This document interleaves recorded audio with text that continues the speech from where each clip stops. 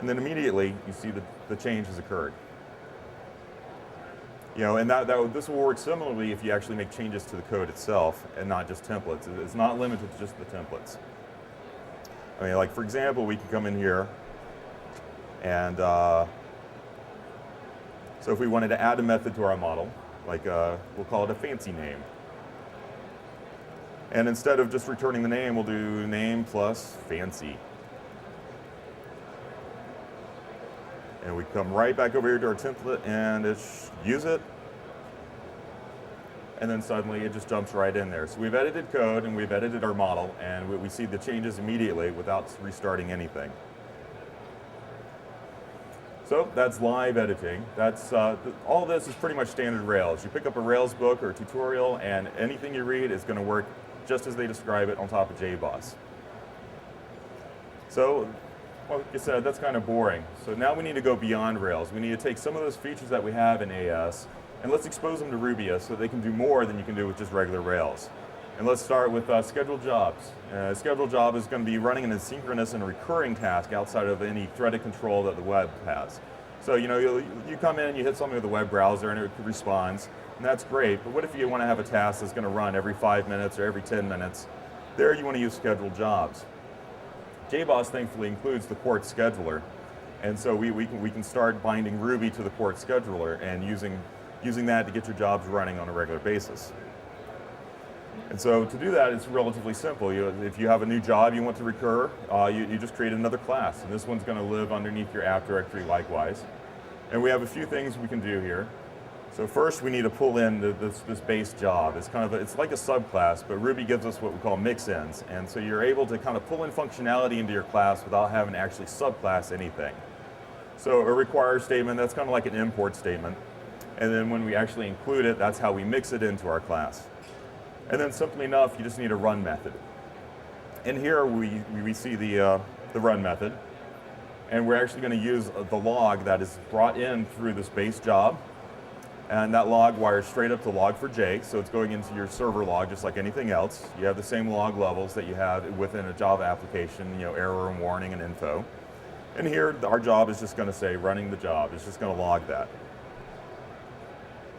And so we come over here, and you see my job's been running. I have it scheduled up to run every 5 seconds. Relatively uninteresting, but it's doing something. And the way we schedule it is there's a schedule file underneath our config directory that everything in Rails seems to be configured through YAML files, and this is no different. And we simply name our job, we give it a description. The job field, we tell it what class is actually going to be run for this job. And then the last field is the actual cron field, where you see the normal kind of 6 or 7 field cron descriptor. We're saying every 5 seconds, run this job. And so once again, you see it running, it will keep running forever. And like everything else, we've made sure that you can do live editing of your job so that if you change your job, the next time it fires, you'll see the changes. So here's my job class. This is the actual code on disk. And let's do running the changed job. We write that out. And then you see the app server's already picked up that change. And that makes it nice for debugging or tweaking your things. And if you want to add some log statements or whatever, it makes for quick development. Scheduled jobs are great when you have a job that you know beforehand you want it to run on a schedule. But sometimes you want something to run asynchronously, but triggered by something. Like a user signed up, and so you want to trigger sending them an email or doing something outside of the web threaded control.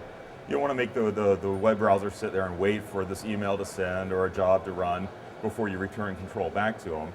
So we have task queues. And the task queues, these are actually, they're implemented through JMS. So when you have a task queue class, we're setting up a JMS queue. And similar to jobs, we have a base queue. And different from jobs, instead of a simple run method, every job class, which represents a queue, can have multiple task methods. So here we have a do something task, but we could have like 15 different tasks that this queue is happy to service. And each task takes just a simple payload that's any Ruby class or any Ruby object. That could be just a literal hash map, or it could be a complex active record object. And then once again, you get the log4j injected right in here, so that's going to go right into your log, just like anything else. And so we can take a look at this. So like I said, we pull in the base, and we include it. We mix in that functionality into our class, and kind of went over that. So how do you actually trigger something in this queue? You just require your queue. It's a class like any other class that's in your project. And through the mix-in, we've added this enqueue method that takes the task you want to run and then the payload you want to hand it. And here we're using just a simple hash map as the payload. So like here, we're going to go in and we're going to require my queue. We're importing it so that this can use it. And once again, we're editing all of this live.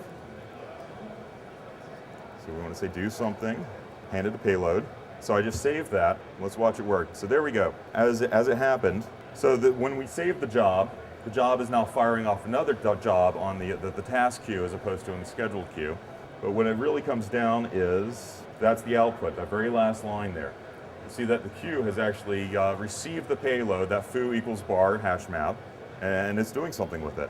We look at that and it says foo bar. That doesn't really look like a hash map. So we want to change that a little bit. So app queues, we go edit that one. And right now we're just displaying the payload, which uses the toString method on the hash map, and that's not a really pretty output. So we can use the inspect method just to get a better output. We get stuff running again. And so there, we see the change has immediately taken place, and we see the prettier version of the hash map that's right there. And so just like controllers and models and views, scheduled jobs and task queues, when you edit your code, it's once again reflected live. And so what has happened here is we've had a Quartz job fire. It's ended up placing a message on a JMS queue, which is received by a subscriber, which then finally operates upon it. All while without rebooting the app at all. So under the covers, the way Rails apps are broken down is you have an app directory that has a models and views and controllers directory, and now we've created a queues directory. And any class under there that matches _queue.rb as a suffix will be stood up as a bona fide JMS queue. And as I said, each method on the queue is actually a task, and the payload can be any object that can be marshaled in Ruby. We also have SOAP support. It's a little too complex to get into in a demo, but what we've done is if you have a pre-existing WSDL file, I've been playing with the Amazon EC2 WSDL, which defines a complex set of operations and documents that can go in there. You can take that and you can map it to a Ruby class that actually handles each of those operations. And just like with JAXB that does data binding so you don't have to deal with SOAP documents, we do data binding within Ruby objects. So a SOAP document can come in and we very quickly turn it into a tree of Ruby objects that are intuitive to walk and to access. And then you also create a tree of Ruby objects as a response, and we marshal those back out as a SOAP document on the way out. So this data binding happens coming and going. We use Apache CXF underneath, and that means we can support advanced functionality, like the one I've been playing with is X509 signature verification. So when if someone makes a SOAP request and they've signed it and you have their key, as soon as it comes in, we can check that signature. We can figure out who the principal is, and then that is made available to your SOAP action method, so that we now kind of have authentication for free coming in, just because of the fact that the SOAP request is signed. And like I said, a true Java principal is actually handed to you. So the next steps that I want to take with TorqueBox would be integrate with like other JBoss technologies, because we've satisfied the Ruby on Rails problem, but we have a whole lot of the app server that simply is not being used by Rails or is not exposed to Rails. Things like Drools and JBoss ESB or JBoss Cache and Infinispan. I saw Dan's presentation yesterday, and I really like the SIEM security models, such as the rule-based security. I think that'd be awesome to get integrated into Rails. JBoss ESB, trying to figure out where we might plug that in, but we should be able to. And Rails already has kind of an API for caching that we can probably plug JBoss Cache underneath, and also looking at perhaps making Infinispan look like a CouchDB instance. And that is actually the complete presentation.